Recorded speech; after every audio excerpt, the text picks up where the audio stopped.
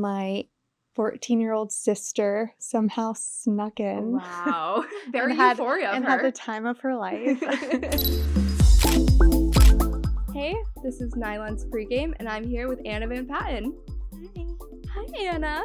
How are you? I'm so good. How are you? I'm good. I'm so happy to see you. I'm so happy to and see be you. here You with look so cute. Thank you. It just felt very 40s It's really to cute. me in a way, but it's a contemporary brand, Yeah. so kind of inspired glam around that. I love it. You look so great. Well, Thanks. cheers to you. Cheers. Who are we cheersing? What are we pre-gaming to today?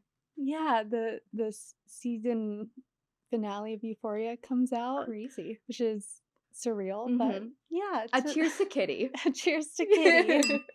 How do you feel knowing what happens in the Euphoria finale? Well, I don't really know Okay. what happens. I haven't seen it.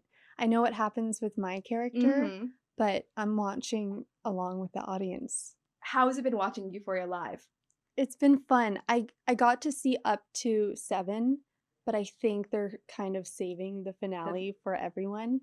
But the episode that I'm introduced in, I ended up watching with my parents, which was a unique experience, and they had to cover their eyes. What was the disclaimer before the episode for you? Well, I wanted them to be surprised, but they also knew what was coming and that it's quite dark and disturbing. That was the disclaimer. But I'll tell them when they can You look live away. to tell the tale, though. I do. Wow, that's really brave. Tell me about how the journey started for you. When did you first kind of become part of the Euphoria world, and how did the script get to you? I auditioned like December of 2025. But I got the audition just normal in the inbox and was excited that I was coming back for a 3rd season first and foremost, and then never did I think I'd get the part. And then a few months after that, my agents called me and they're like, "You have a callback." And I took some pole lessons to kind of manifest before the callback. Callback, but they were always very hush-hush about really what the role entailed. All I knew was the Kitty description.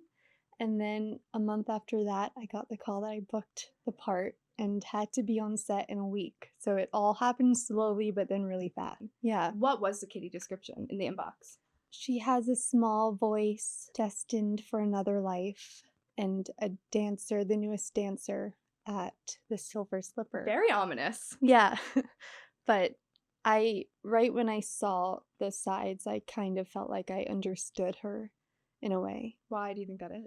Well, maybe because it's just so well written in a way that the script says so much without actually explicitly saying who she is. Yeah, it's always been a dream of mine to do a part that doesn't necessarily speak a lot, but it's that so much happens in subtext. Yeah, absolutely. Do you Google pole dancing near me? Yeah, there's actually so many great studios in New York, and more are popping up, and it's so fun. And I've heard amazing things. Yeah. It's also incredible for your core. Yeah, it requires so much strength, and you have to be very graceful too. But it's such a learning process and a journey, and I feel like I learned so much about myself. Have you kept up with it at all? I have. You have? I have. Have you gotten one like at home? No, I don't have the... You can get them on Amazon, I think. You can, but it just wouldn't work. In a New York City apartment? New York City apartment. But one day, I hope. That's amazing. So you do it as like workouts now? Yeah. It's kind of, I'd rather do that than kind of go to the gym. Yeah, so were you a fan of the show before? Yes. So how was it stepping on to set the first day? It's felt surreal because season 3 is so different in a way. I mean, the tone feels very much the same, but the whole landscape has changed and is so big now. I had my first day and they put me in the outfit and the hair and makeup, and you walk into the set that's so impeccably just dressed, and everyone is, the creative teams are so talented and brilliant that stepping into it, you're like, I'm here. This is real. Imagine not only the sets, but stepping into the makeup van. Yeah. And being like, I'm in the Euphoria with Donnie. How was that? What was the first makeup test like? It was fun, and they were super collaborative. Yeah.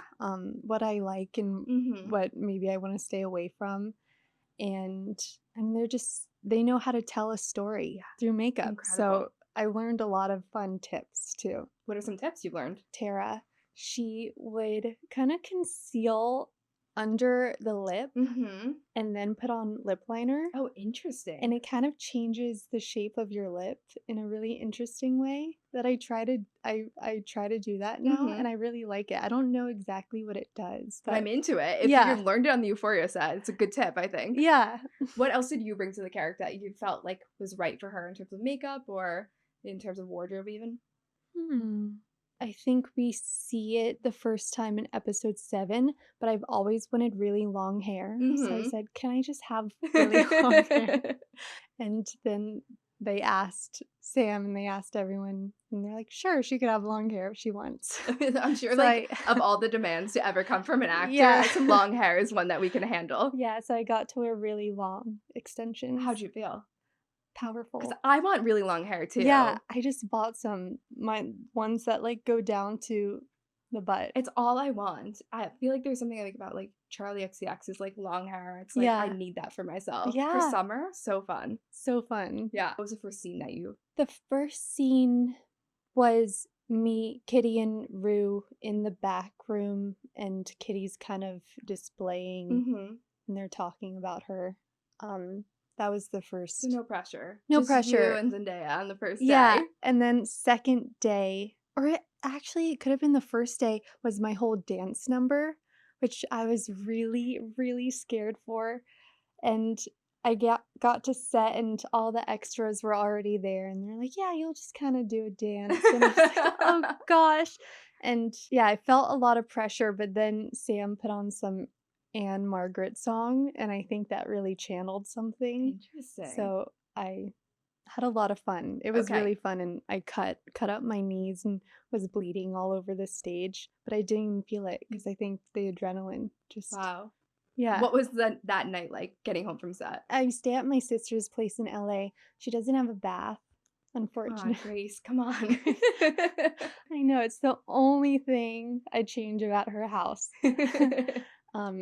Just a shower and washing off the glitter. Oh my gosh. Because there's so much body glitter that we get to wear.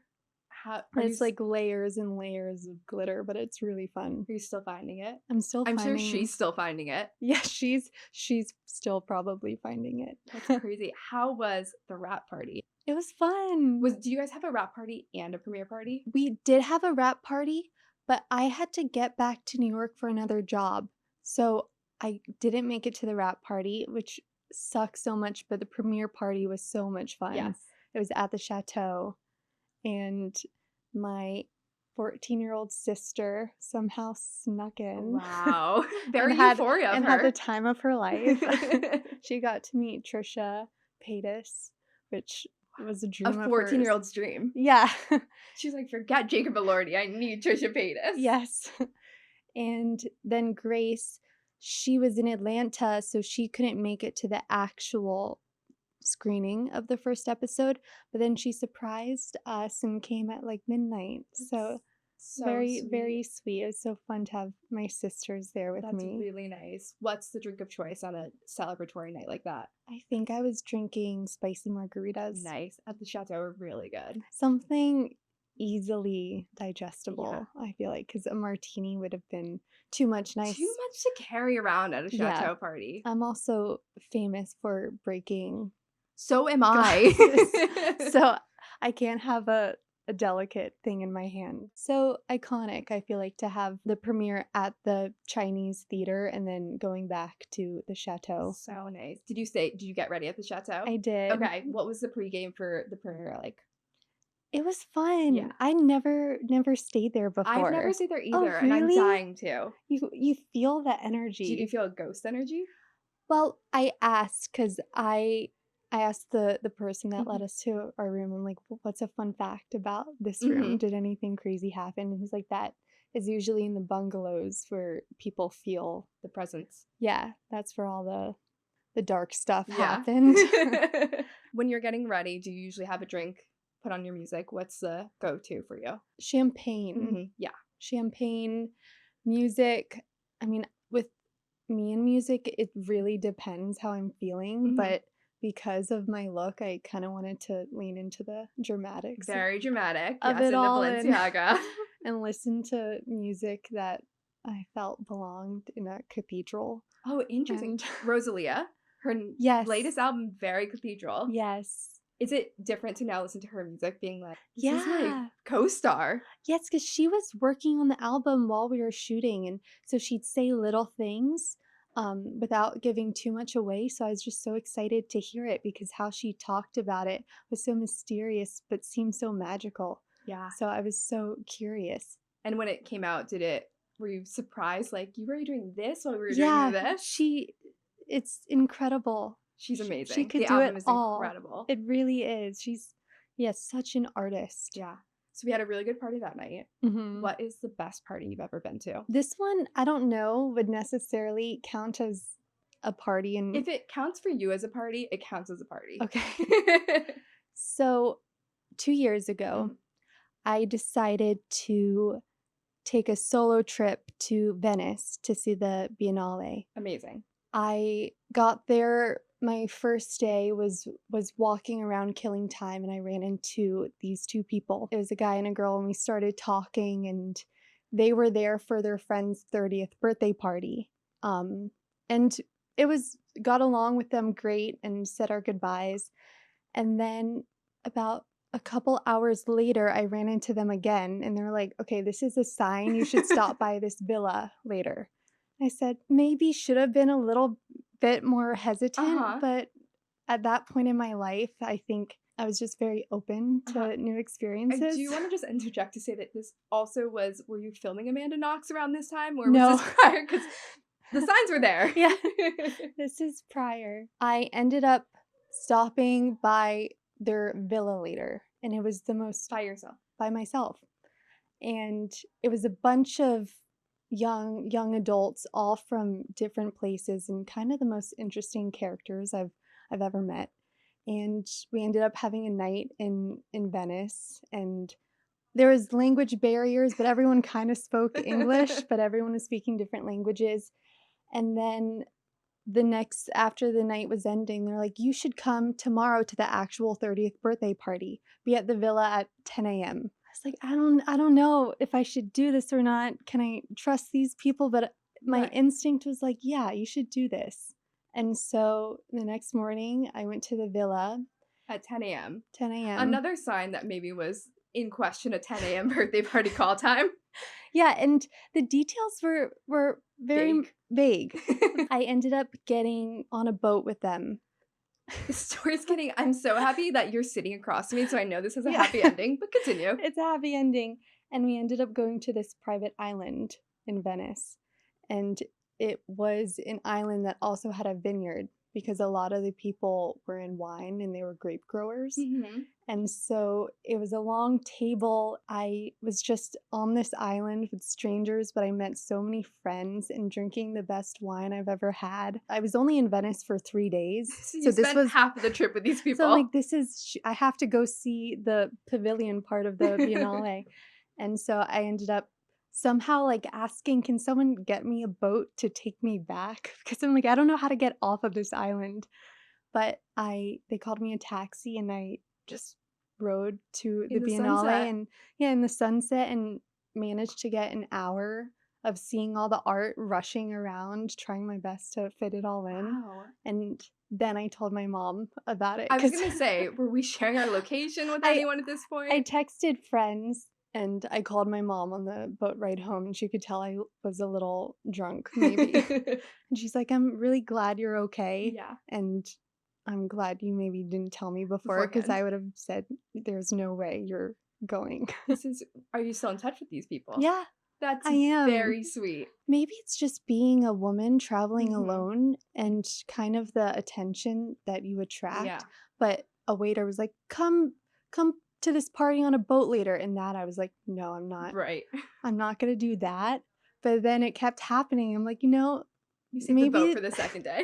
Maybe the universe is pushing me Is this character consistent? Like, are you the person at the party who's talking to strangers, or do you keep with your core group? I love to talk to strangers. Yeah. And I really love traveling alone. And I think you learn so much about yourself, and it pushes you outside your comfort zone, because I am very much a homebody and love talking to my group. But whenever I do kind of put myself outside my comfort zone, it's always a good thing. Yeah, absolutely. Yeah, and I always feel like I'm lucky that I feel like I have a lot of angels looking on that trip for sure. Looking out for me.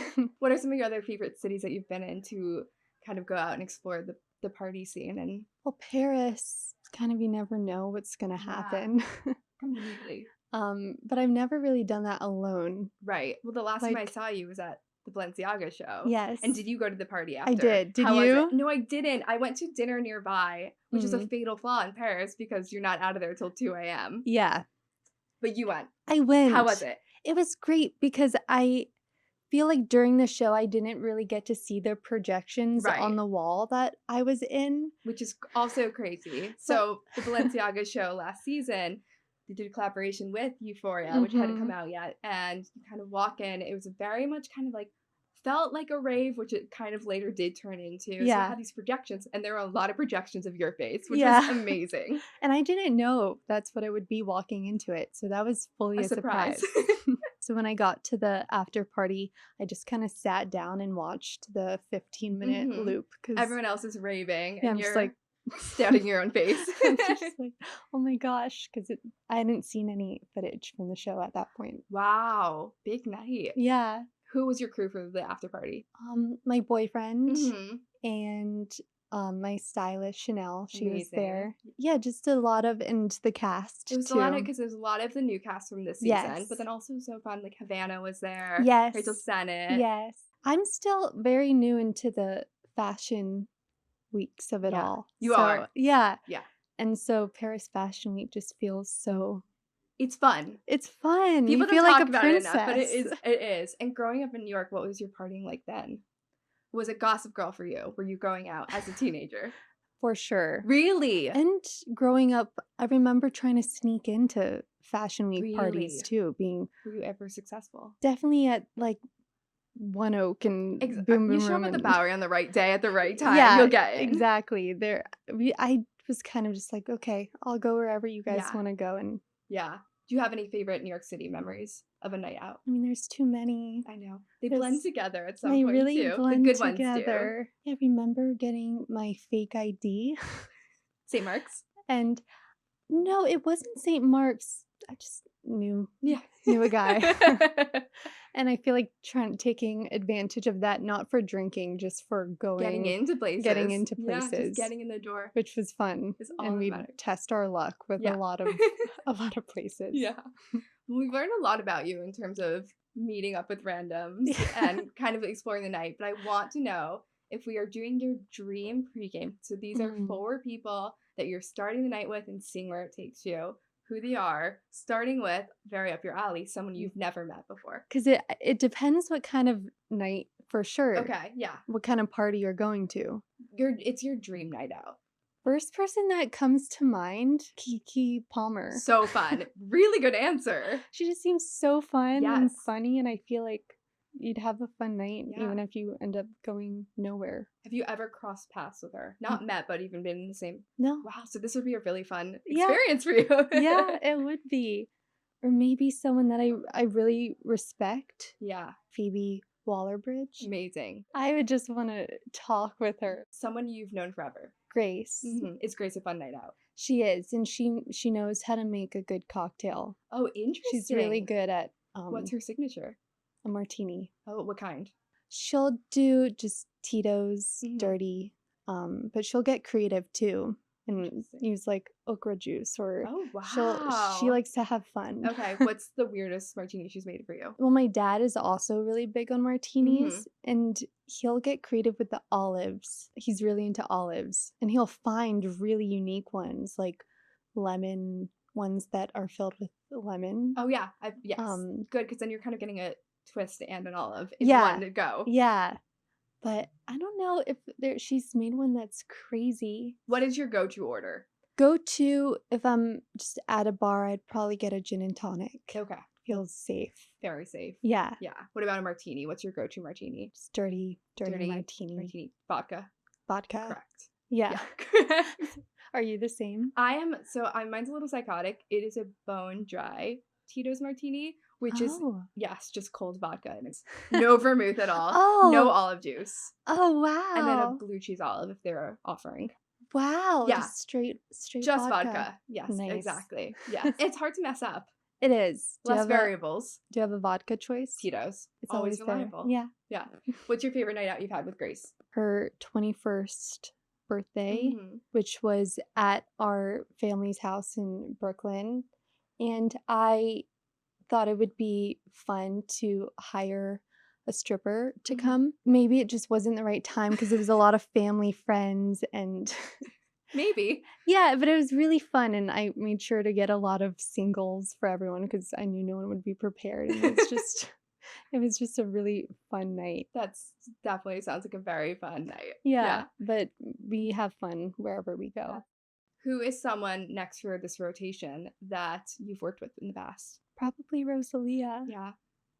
Yeah. Did you guys go out after at all while filming? No. I mean, you were filming in a club all day, so you kind of were going out. Yeah, she's doing so much. I wonder how much free time. We'd have to get some scheduling. We have to get the calendars out. But yeah, she's just so magical. Did you get to see her in concert at all on this last tour? I didn't either, but it looked amazing. Yeah, maybe the pregame. It's like you kind of get a group together that you could leave with creating some sort of art. Yeah. A super group. Yeah. And last, maybe keep that in mind if we're creating a super group. Yeah. Someone that is so random, someone that'll shock me that you'd like to have there. Well, I feel like for the super group, we need a little avant-garde action. Maybe like David Bowie or Tilda Swinton. Love. Little like androgynous alien vibes. Yes, a little like mystic. And where do you think, if we're keeping this group in mind, where are we going? Oh, it could be anywhere. Maybe in like a museum. Love that. Night at the museum. At the Natural History with Museum. Kiki Palmer, Grace, Rosalia, and Tilda Swinton. Yeah. I mean, and I'd also watch a film of that. Amazing. Well, now it's all that's left for us is to do a final cheers before our pregame's done. So, what are we cheersing to, Anna? To more learning and growing and the New York Knicks, I guess. To the New York Knicks. Cheers.